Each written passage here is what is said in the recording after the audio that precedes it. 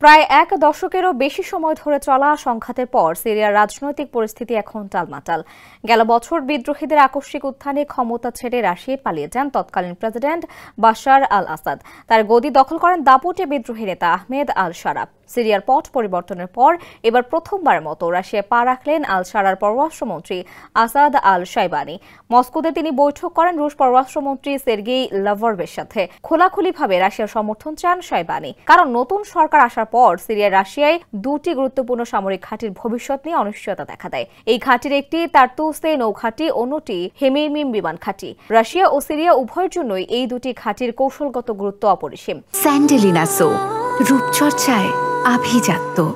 2015 সালে সিরিয়ার গৃহযুদ্ধে আসাদের পক্ষ নিয়ে রাশিয়া এই ঘাঁটিগুলো থেকেই বিদ্রোহীদের বিরুদ্ধে ব্যাপক বিমান হামলা চালিয়েছিল, যাতে হাজার হাজার মানুষ নিহত হয়। নতুন ইসলামপন্থী সরকার রাশিয়াকে তাদের সামরিক ঘাঁটিগুলো রাখতে দেবে কিনা তা এখনো স্পষ্ট নয়। তবে লাভরভ বলেছেন, রাশিয়া সিরিয়াকে পুনর্গঠনে সাহায্য করতে এবং পুরনো চুক্তিগুলো পর্যালোচনা করতে প্রস্তুত। অন্যদিকে শাইবানিও একই সুরে বলেছেন যে চুক্তিগুলো সিরিয়ার জনগণের প্রয়োজন মেটাচ্ছে কিনা তা খতিয়ে দেখা দরকার। তবে 2066 সাল পর্যন্ত চলা সামরিক ঘাঁটিগুলোর লিজ চুক্তি নিয়ে কোনো পক্ষই সরাসরি কিছু বলেনি।